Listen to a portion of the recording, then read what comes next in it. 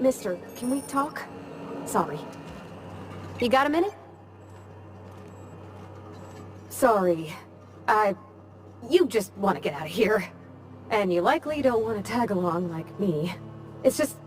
Mr. Thompson has his own view on matters, on account of it's his job and what all, but that's not the only side of the tale.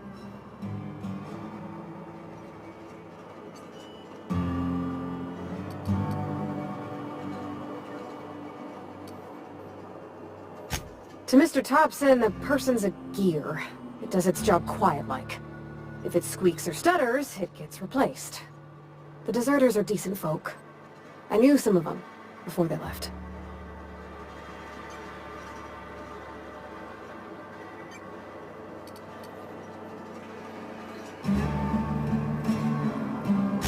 Miss McDevitt? Oh, gosh, no. She was a real important person. A flavorist. Made all the food taste decent.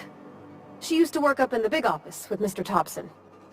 All I know is she left after her son died. It was a real big to-do. I could hear them both yelling clear from my own place.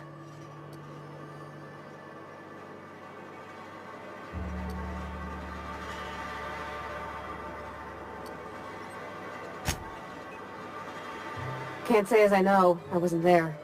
The sound carried, but not the words. If Mr. Thompson ain't of a mind to tell you his own self, you'd best ask Miss McDevitt, if you can get out to her. I don't know anybody well. I mostly listen to them talk, kept my head down. There was a boy named Thomas who used to follow me around, asking questions about the stuff I fixed. He was real sweet to me. Not any sort of dissident.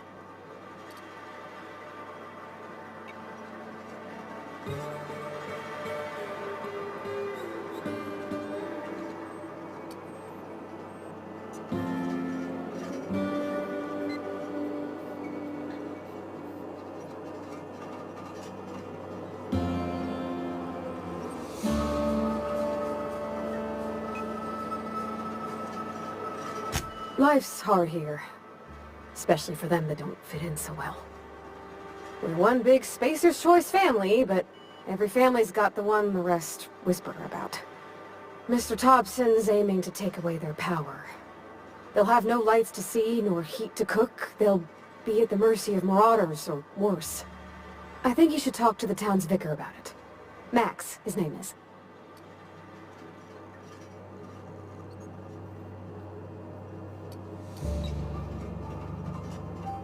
The mission's on the east side of town. You can't miss it, on account of it being the only clean thing.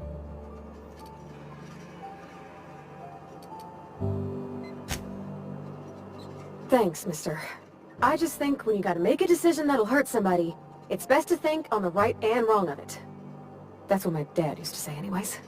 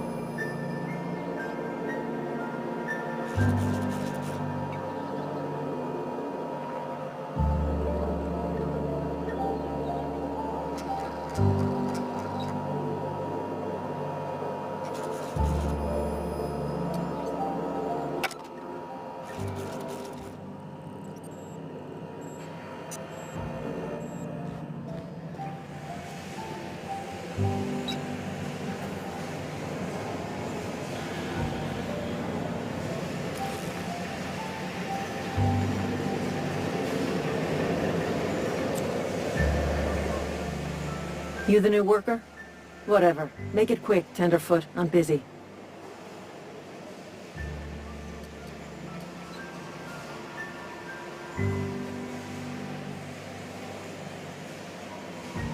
Foreman Granger, mind those words don't come out of your mouth unless preceded by yes or right away or thank you. Shit. Silas still on about that? Here, take the fees. I'd appreciate it if you didn't tell Reed I was late on my payment.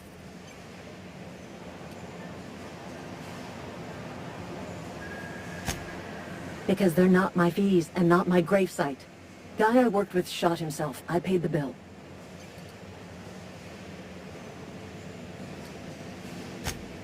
If you're not familiar with board law, you ought to be. Law requires delinquent gravesite fees to be paid by the deceased party's closest living relative, which meant me. Shame though. Eugene was a good worker.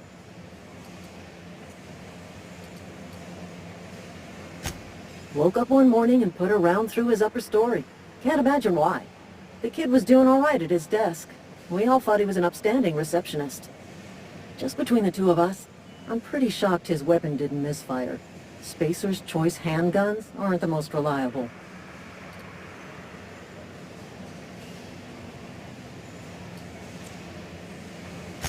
Eugene wasn't family.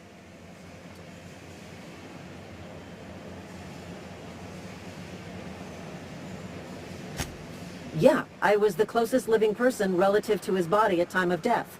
I'm the one who found him, you see, so I pay the fines. Suicide's a crime. The legal term is irreparable damage to company property. What Eugene did to himself was vandalism.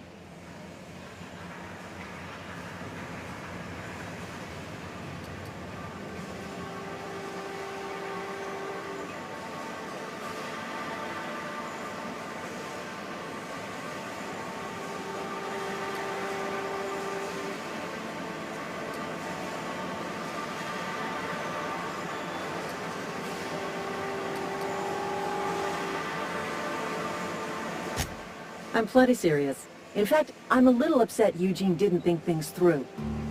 In other words, Edgewater would have been penalized pretty hard. Whatever Eugene was worth as an asset, we would have had to pay out of pocket to Spacer's Choice.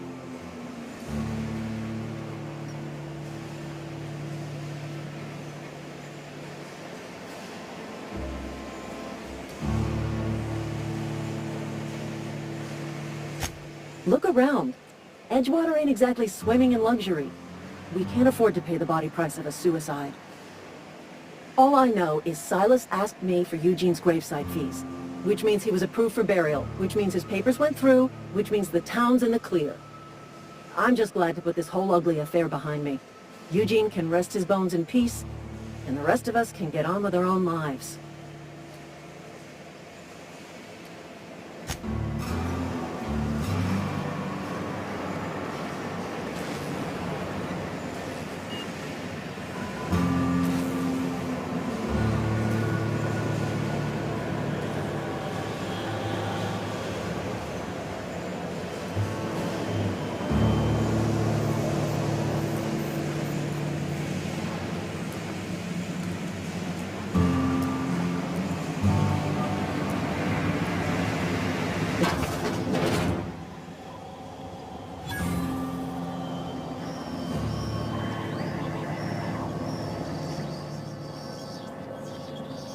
Carry on.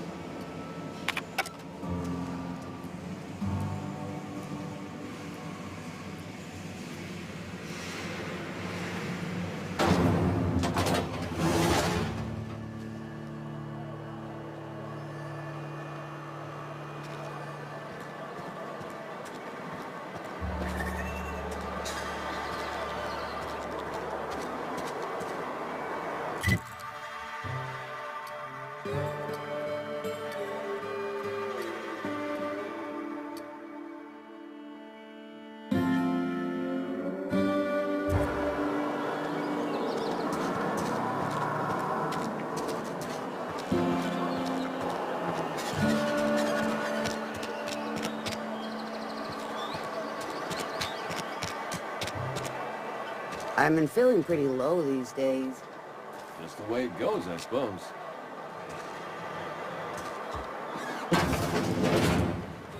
Yes, Mr. Thompson. I'm fine, Mr. Thompson. Never been healthier. Whoa, did Mr. Thompson send you? Well, you tell Mr. Thompson I'll be right at my post. Tomorrow. Bright and early tomorrow. Because I'm definitely not plagued. As spry as a spring chicken. That's old Abernathy.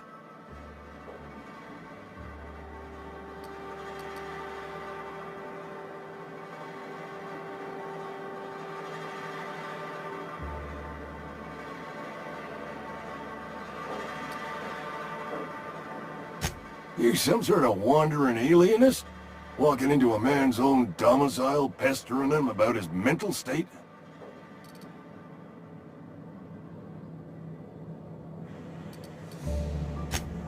What? No. I mean, I might be. That depends on who's asking.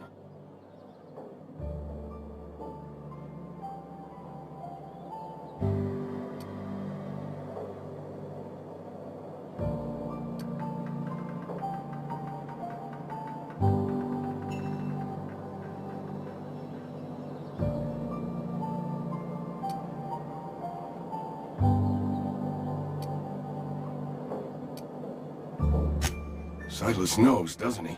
That's why he sent you. That's why he wants me to pay up. He knows.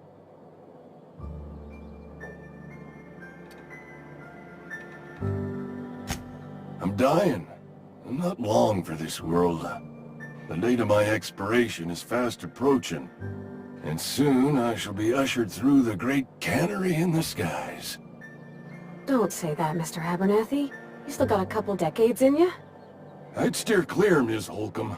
My affliction's bound to be contagious. It's plague. Has to be.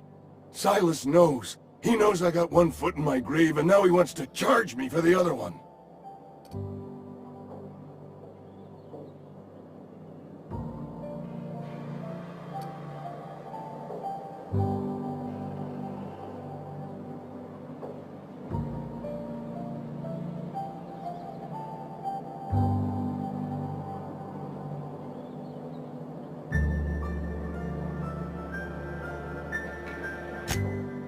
You are?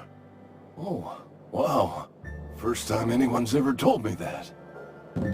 I'll pay your fees. I don't want any trouble from Silas. But if you could see your way to freelancing for me, I could really use the help.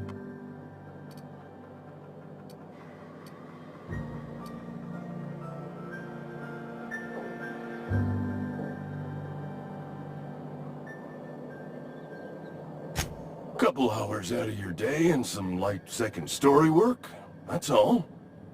There's a cache of anthracillin tucked away in the old community center. Powerful stuff. Stronger than what we got, anyway. I need you to break in, nab that medicine, and bring it back to me.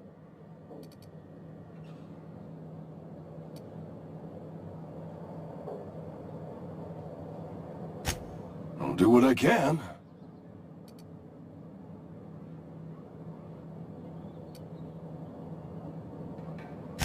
You will not find any guards within sight of that old place. Marauders, on the other hand.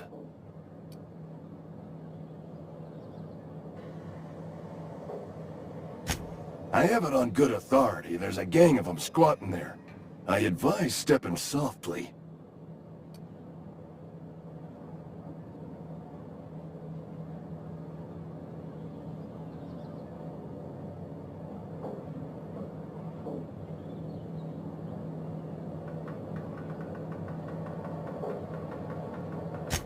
I tried medicating myself with adrenatime.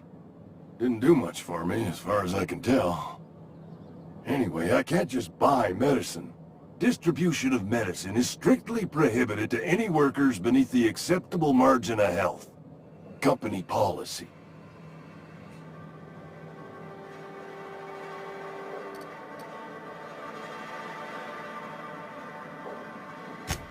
More like the company won't treat me because I'm not healthy enough. So you'll do it then? You oblige me with your haste. I think I feel the plague spreading. Oh, law, it's in my spleen now. I can feel it.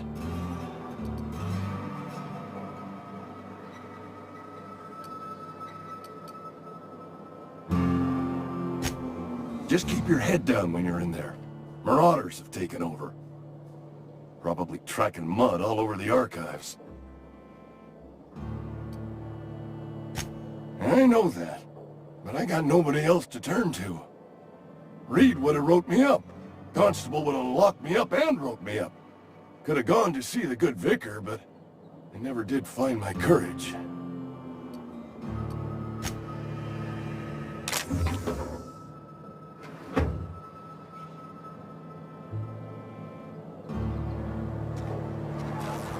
You're making a mistake working for Abernathy.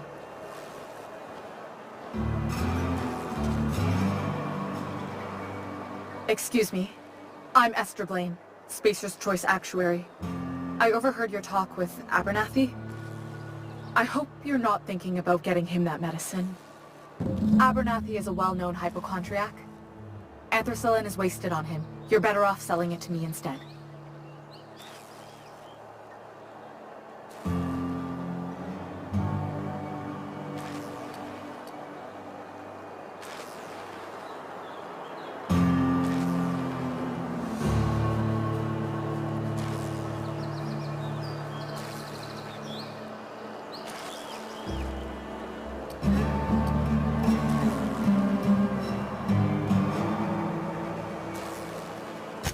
I probably shouldn't tell you. Don't want you implicated for what I'm trying to do.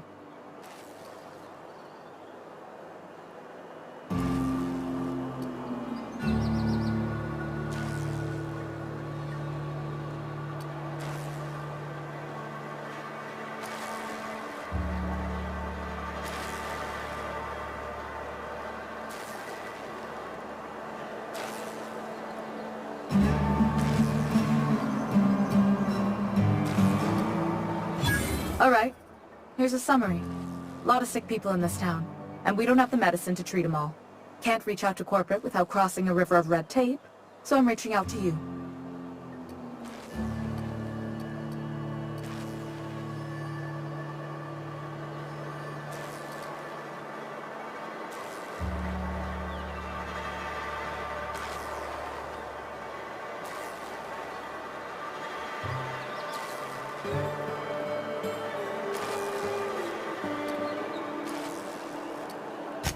Something like that. Look, I'm not in the habit of law-breaking, but sometimes you've got to do the wrong thing for the right reasons. That's all I can ask of you.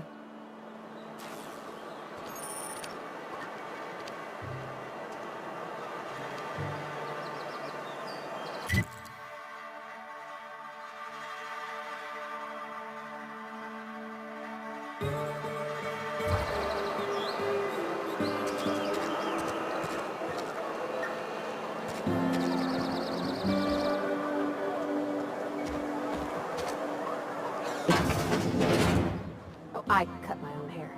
But Conrad sells real good disinfectant. Please don't touch anything.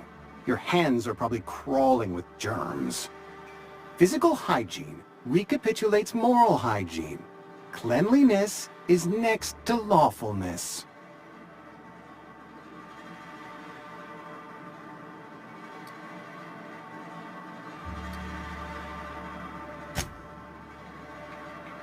We don't believe in free anything here in Edgewater. We're a Spacer's Choice company. I'm Conrad. You will report to me if your hair fails to meet Spacer's Choice aesthetic standards. You will also report to me in the event of your death, whereupon I will clean and prepare your remains for interment.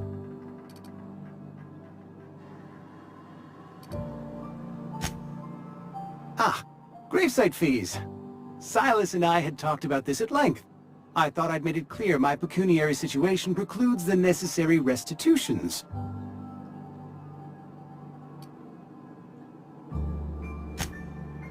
As broke as pie crust, friend. Bidless, indigent, destitute. I simply cannot afford it. I am a blemish on the prosperity of our fair settlement. When I expire, I expect Silas to toss my body into a ditch.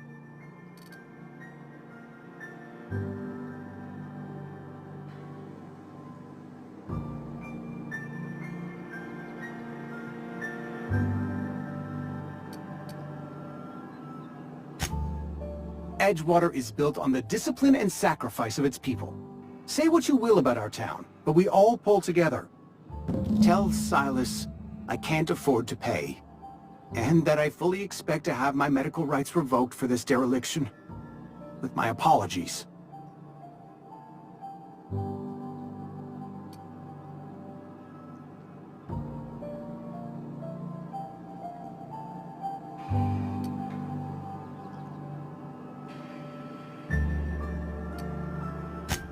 Some time ago, I fell ill with the plague. By the grace of the law, and through my own hard work, I'd proven worthy of treatment.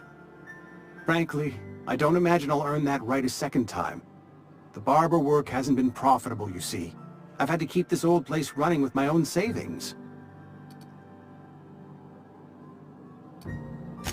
Not a bad idea. But I'd need some kind of collateral.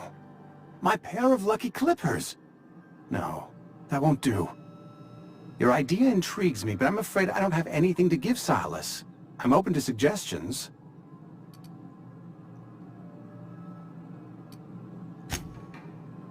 Much obliged.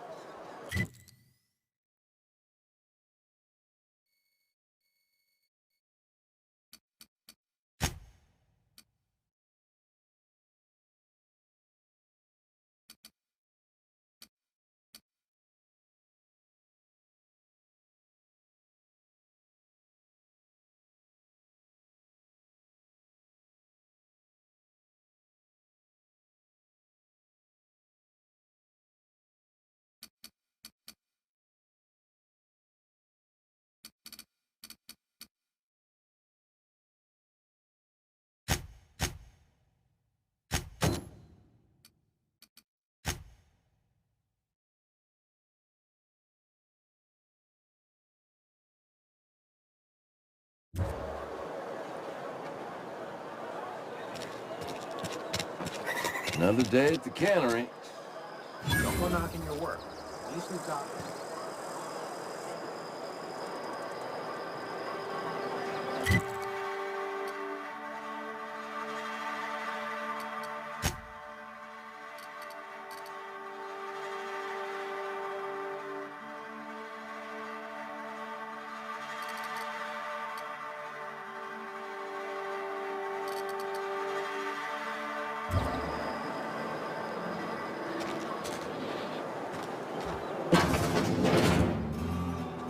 I'm not allowed in here.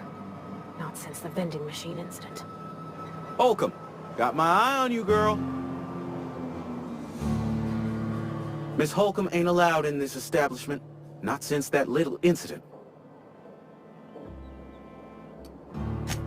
Ask her if you care. I'm running a business here. I won't touch anything while we're in here, Mr. Moreau. I promise.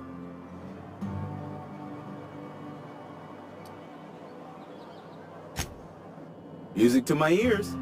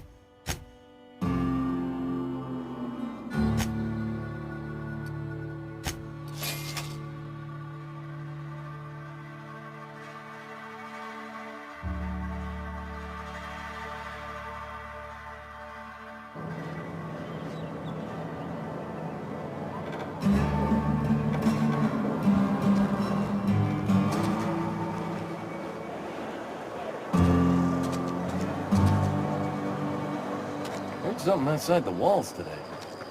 Nothing for us.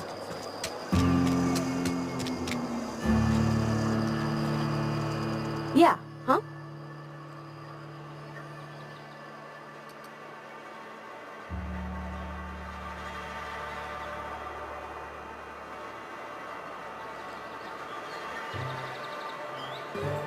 You mean why I'm not allowed in the store anymore?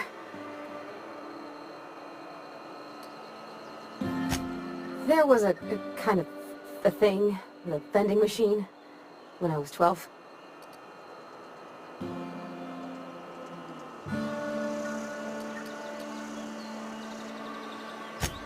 Sure, but folks got long memories around here. I've always been good with my hands, right? So I saw a lock on the machine and thought, oh, this must be how they refill it. But I had to know. So I did my thing, and next thing I know, there's a couple hundred bottles of 0G rolling out the front door and into the road.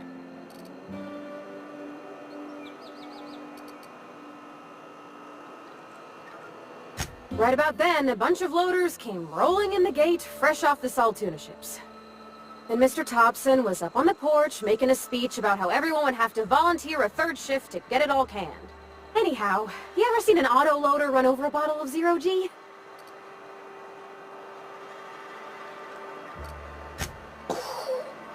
Exploded all over Mr. Thompson. One bottle after another as the loaders went by. I was just shy of working age, so Dad had to pay all the damages. Rose still angry at me. I can laugh about it now, but I just about puked up my guts in terror in the moment. That's the one time I ever made Mr. Thompson look a fool.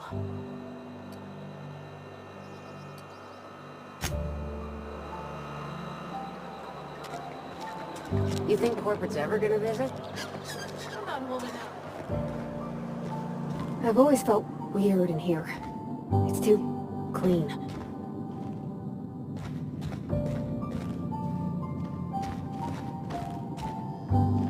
Our place in the universe is fixed.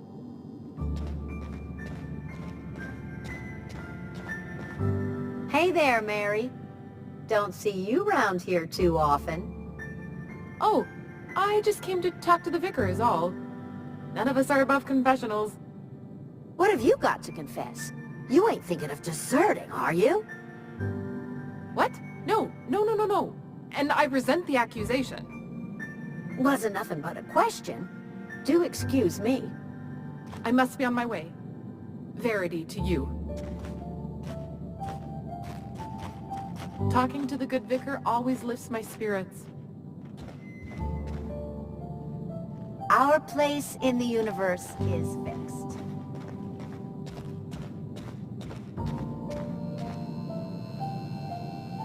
Yes, what is it? You're an outsider. Fantastic. Vicar Maximilian de Soto at your service. Or Vicar Max if you're the sort who prefers brevity. And Ms. Holcomb as well. How rare to see you out. And with a complete stranger. Curious.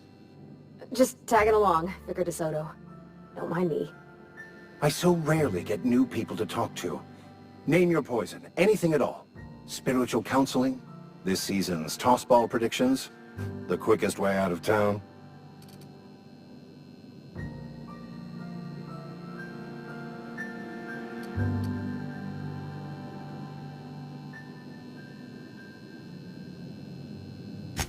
Not to put too fine a point on it, but your choice of wardrobe is not precisely common hereabouts.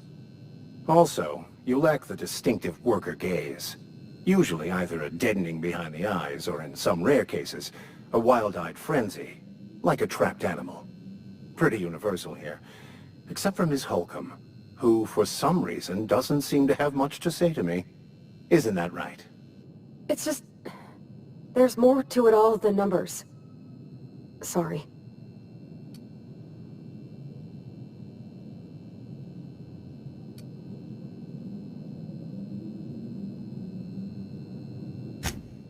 I'm simply bemoaning the level of spiritual awareness in this town.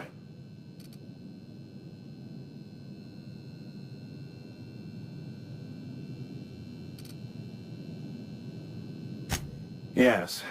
but there are few who hear me in this miserable place. I must double my efforts to elevate my flock. These are good, hard-working people here.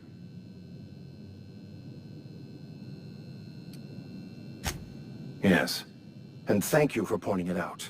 It is wrong of me to succumb to distress. This place could be so much more, and I will continue in my quest to make it so.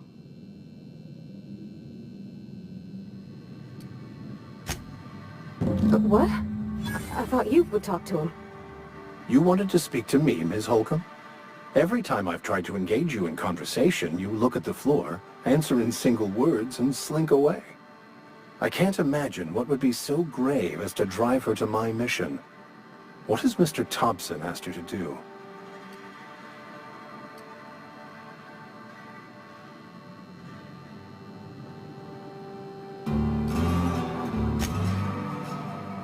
That seems well within your expertise.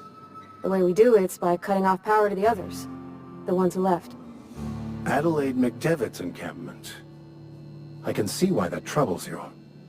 Miss Holcomb has a soft heart. Always has, if you believe the talk.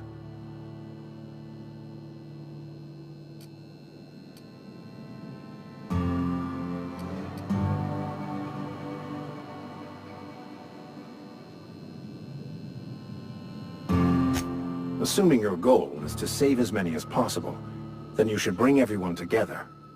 Send the power to Edgewater and convince the deserters to return to the fold.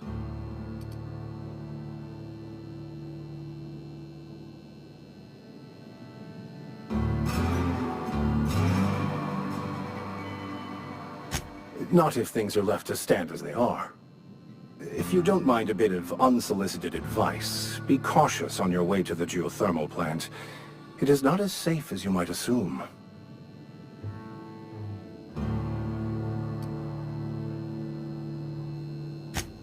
One of the reasons I transferred here was to fulfill my duty in hunting down banned heretical texts. I happen to know such a book is, as we speak, tainting a collector's library in Emerald Vale. However, the collector's residence lies outside the town's walls. My retrieval efforts have been thwarted by marauders who have overrun the property. Should you fare better than me, I'd pay a handsome sum for the book.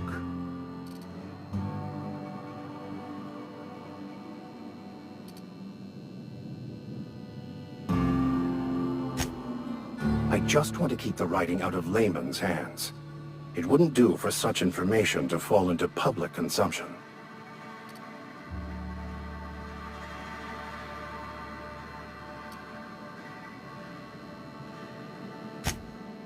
It's a handwritten journal, a faded blue cover with the name M. Bakonu handwritten in the lower corner.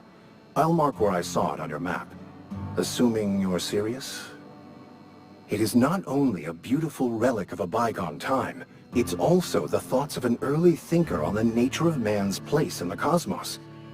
Not many in this colony could understand its true value, should they ever read it. Thank you. If you retrieve it, you can always find me here.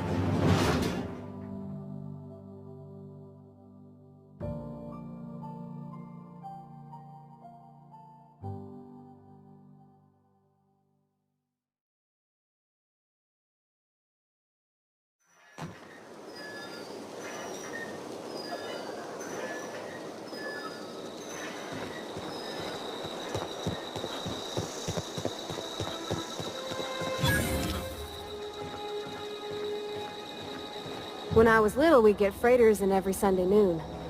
Now they only come but once a month. I love the wind here. Thank the law. I've been requisitioning backup for months. Guess the boss finally came to his senses. You ever swung a truncheon? Let me see your rifling stance. I want to make sure you're up to snuff.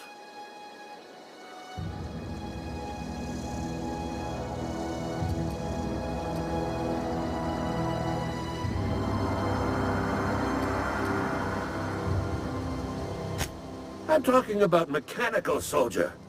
Cold, heartless automatons made of iron and lies. Just my luck. I ask for backup and the boss sends me one of them simple folk.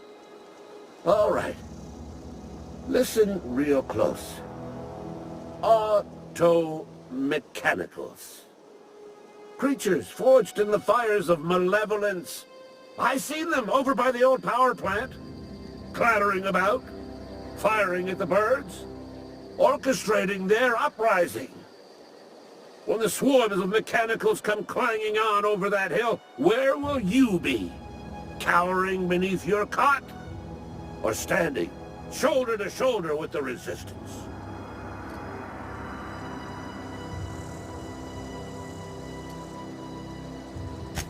Go on.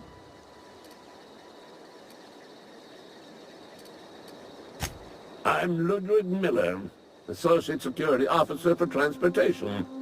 Officially, unofficially, strictly between you and me, I am the only thing standing between Edgewater and total annihilation.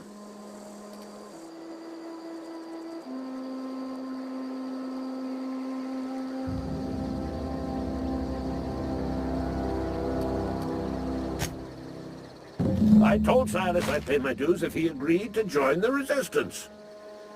Guess this means he's finally heard the calling.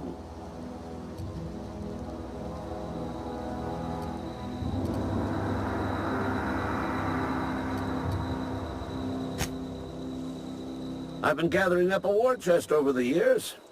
So tuna cans, mostly, some Spacer's chaw, few bit cards. I'll reward you for your aid.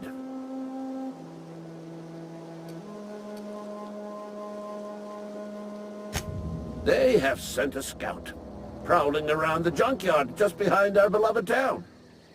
This scout must not be permitted to return to its base of operations. Cross it off, then report back.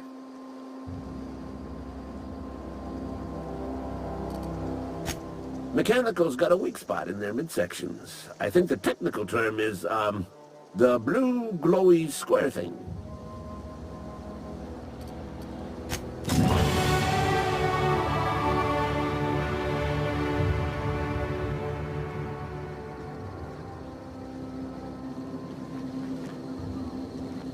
Where are we headed?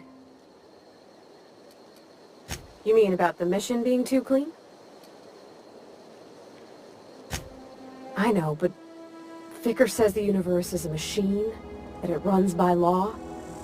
Real machines have gunked up oil, scratches, and worn bits. You can tell they've seen handling, been used by folk. The machine Vicker sees is one ain't never been run. It's not for people to live in. It's something on a museum shelf, under glass.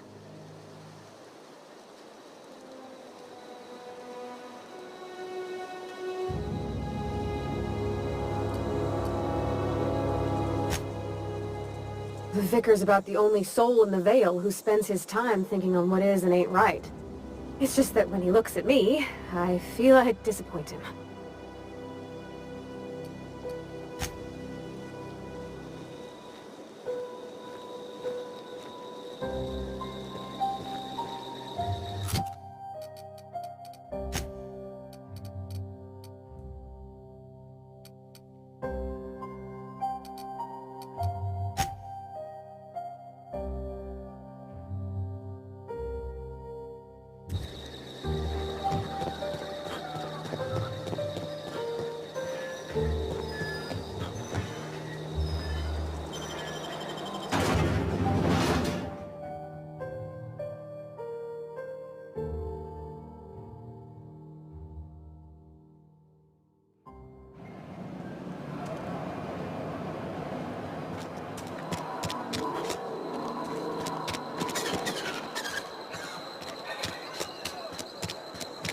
You think corporate's ever gonna visit?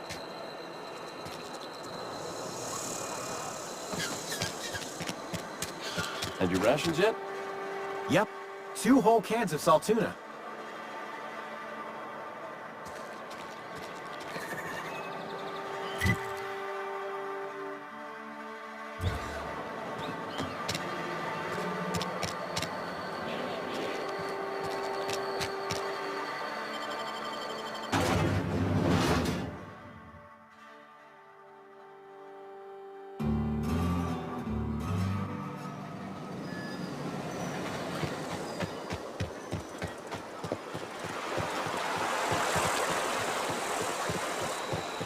Hey, Miss Parvati. Come for a visit? Not today. Just helping this fella. Lovely to see you about, Miss Parvati. Things going all right, Silas? Been keeping him careful and true, miss.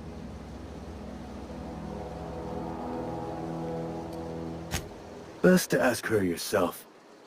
My dad's buried here. Silas watches over him when I can't leave the house. Oh. Well, thanks. Something I can do for you?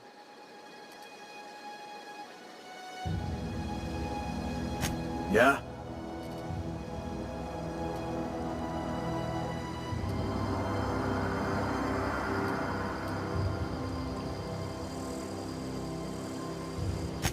The colony ship?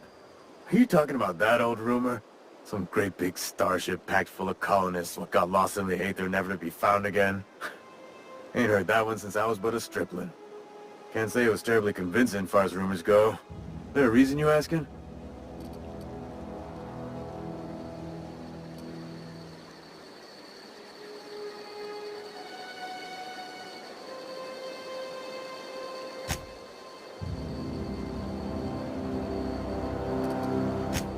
Something I can do for you? You run into any trouble?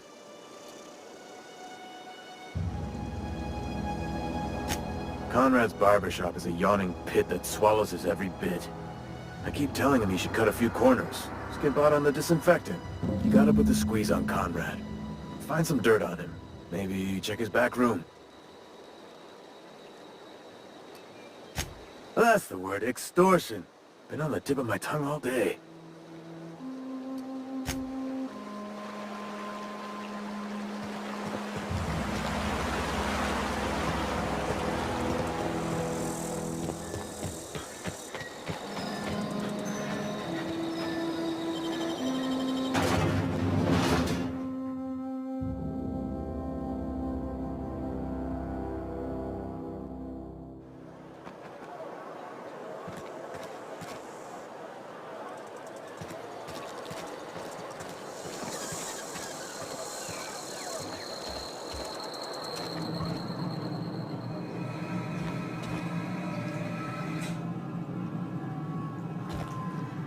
What can I do for you?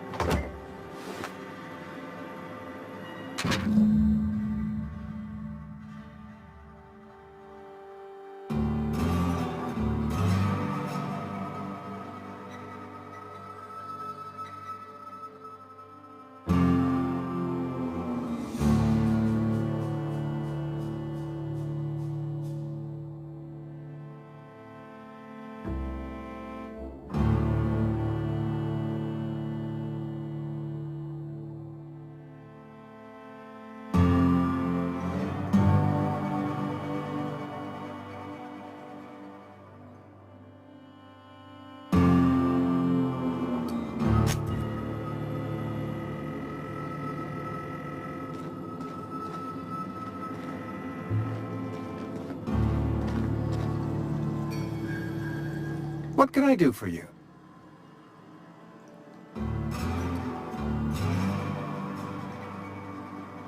You know about Eugene? How?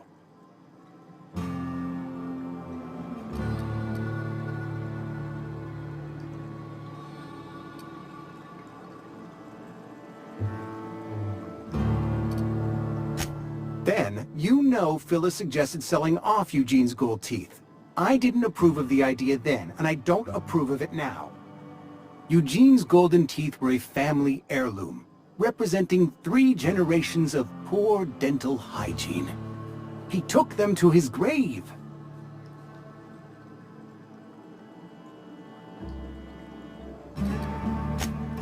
More than a few. Those teeth were his personal savings. I can't ask Silas to dig up a man's body and pry a few teeth loose from his jaw just to pay my bills. Can I? Are you asking rhetorically? Because if you're being serious... Ugh, gross. Desperate measures, Miss Holcomb. Desperate measures. I'm going to have to ask Silas to dig up those teeth. It's the only way I'm paying my gravesite fees. I'm sure that I have no other choice. Here you are. Gravesite papers affixed with my signature and an IOU. Eugene was not a suicide.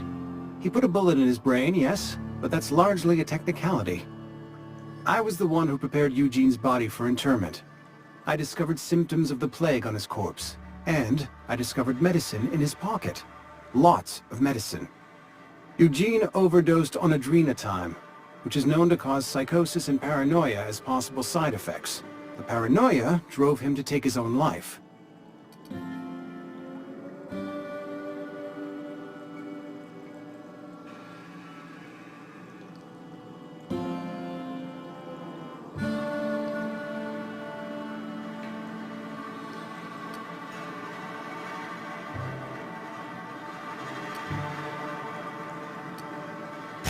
We can all thank our lucky stars that young Eugene was hopped up on medication and suffered its predictable side effect.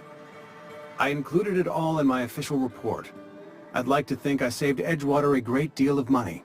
We never could have paid the fines associated with a suicide.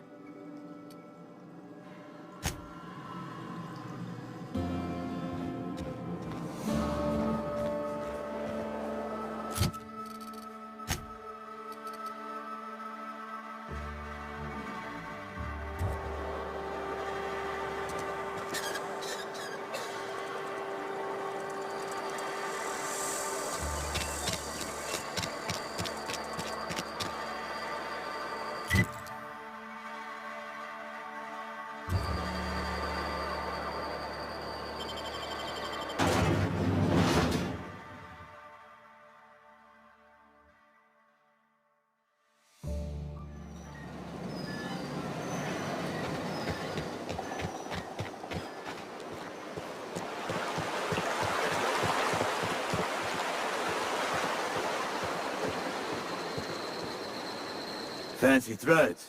That some kind of hibernation suit? Yeah? What about him?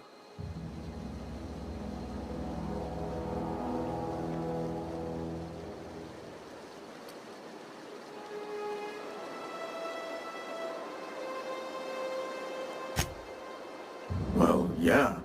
It's what I'm contractually obligated to do. What's this about?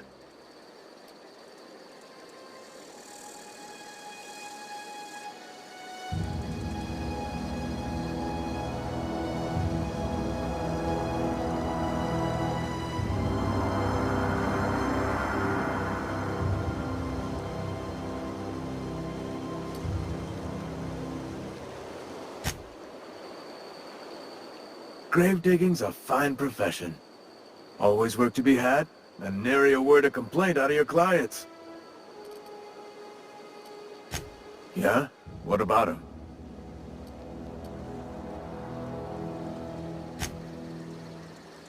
Yeah.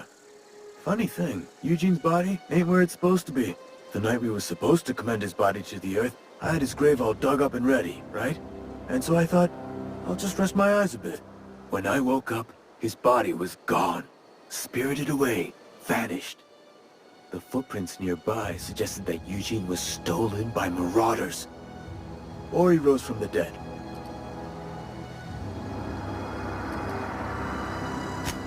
Let me know if you find anything.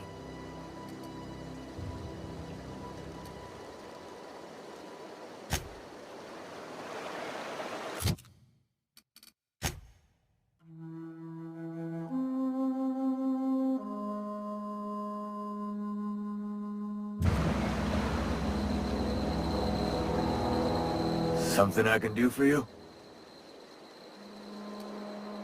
You run into any trouble?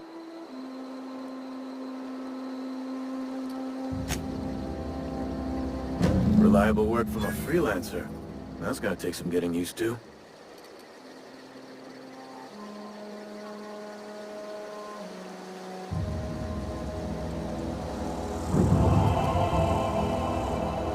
And I'll buy you a drink sometime.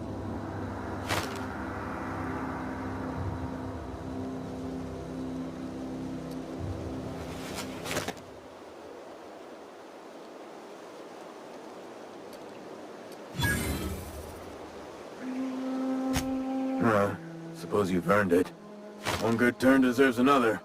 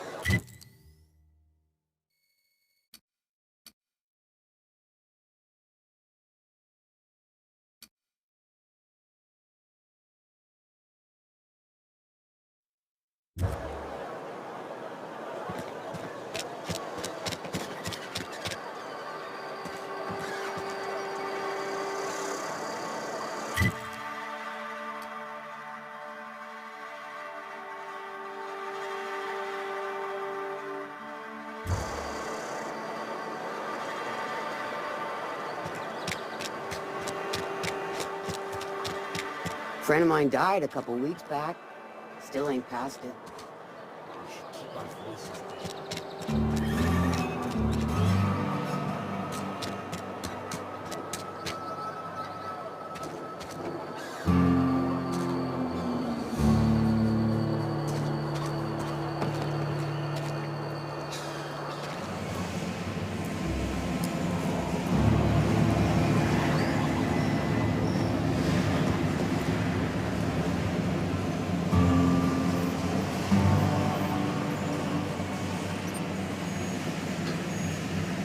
It's alright.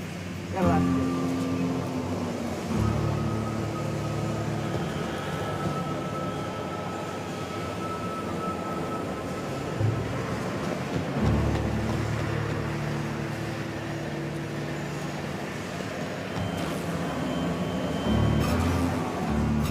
What's on your mind? I paid his burial fees, didn't I? Let the dead sleep.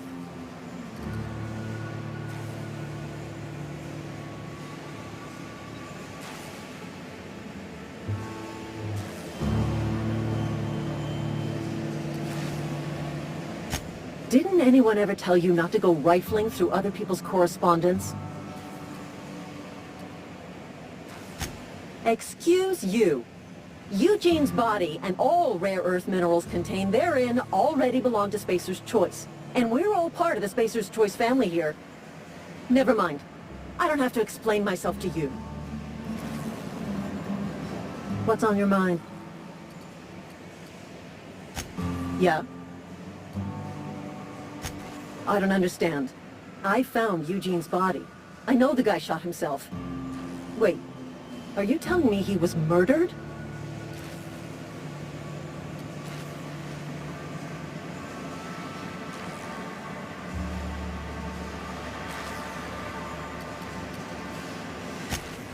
He was plagued?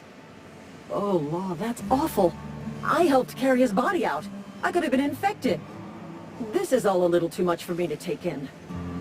But I guess if Eugene wasn't a suicide, our town won't have to pay a penalty.